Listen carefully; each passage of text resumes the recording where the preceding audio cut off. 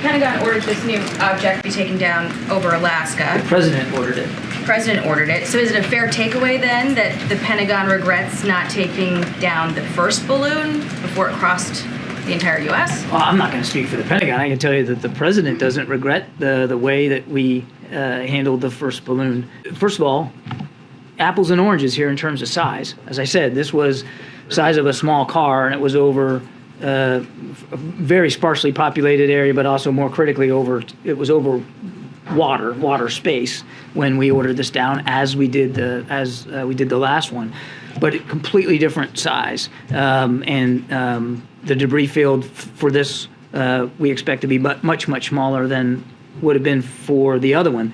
That's difference one. Difference two.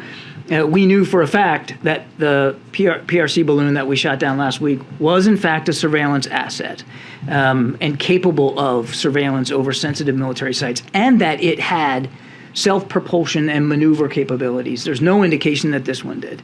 The other one, the first one, was able to maneuver and loiter, slow down, speed up. It was very purposeful, that flight path inside the jet stream. That would suggest that maybe you should get it out over Alaska too, though.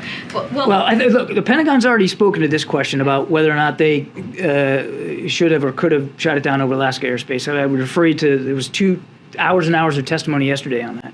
On the communications, though, we still don't know, and correct me if I'm wrong, we don't know what intelligence or communications could have been collected or what devices they were targeting, as I understand it. So that being said, how can the president say it was not a major breach if we don't know that?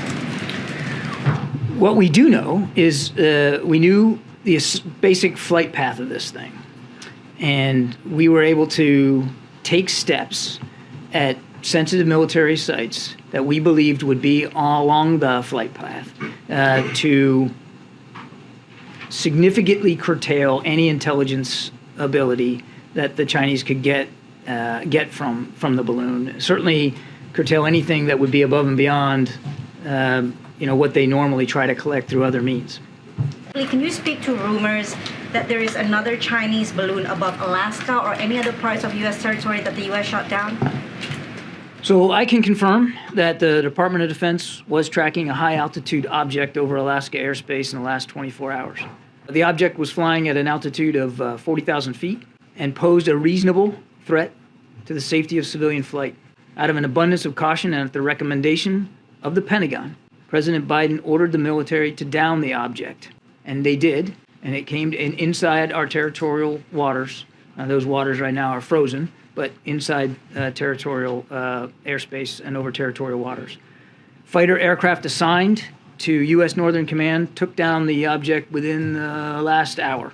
That about civilian aircraft, is that what you meant initially when you said there was a reasonable threat to shoot it down? Yes, my exact words were reasonable threat to the safety of civilian flight. Okay, and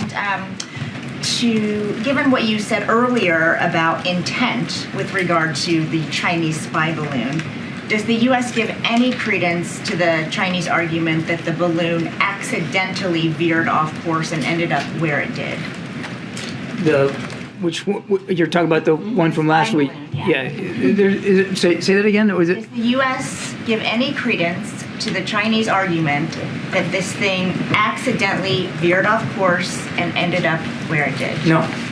So, was it targeting specific places? Was it targeting military sites? What we know is that the flight path it executed took it over sensitive military sites.